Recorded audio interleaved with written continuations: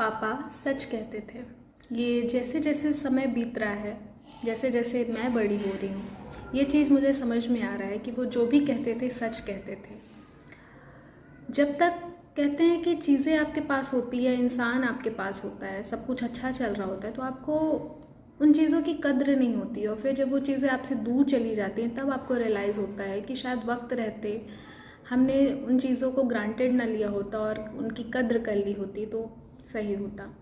कहते हैं कि पिता एक छत की तरह होता है जो आपको हर एक चीज़ से प्रोटेक्ट करता है, और जब वो छत आपके लाइफ से चली जाती है ना, तो आप चाहे कितने भी बड़े हो जाओ, कितने भी काबिल हो जाओ, वो प्रोटेक्शन आपको नहीं मिलेगा।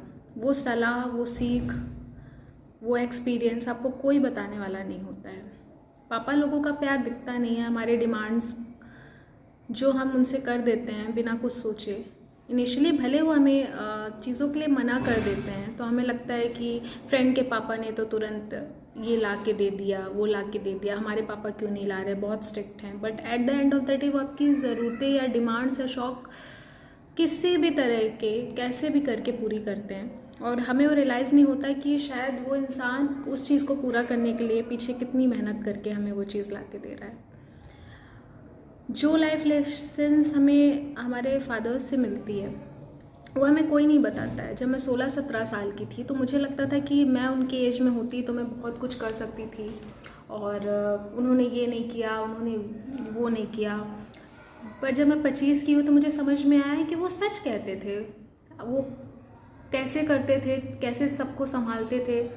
मेरी तो शादी नहीं हुई है और उनके बच्चे भी थे, उनको अपने पेरेंट्स को भी देखना था, बहुत कुछ वो कर लेते थे, और मुझे वो चीज़ें उस टाइम पे समझ में नहीं आती थी। जब मैं बड़ी हो रही हूँ तो मुझे समझ में आ रहा है कि वो जितना भी करते थे बहुत कर लेते थे अपनी एज के हिसाब से। और कुछ सालों में मैं 30 की हो जाऊँगी तो मुझे और चीज़ें समझ में आएंगी। मैं 40 की होंगी तो उनकी बातें और क्लियर और अच्छे से समझ पाऊँगी।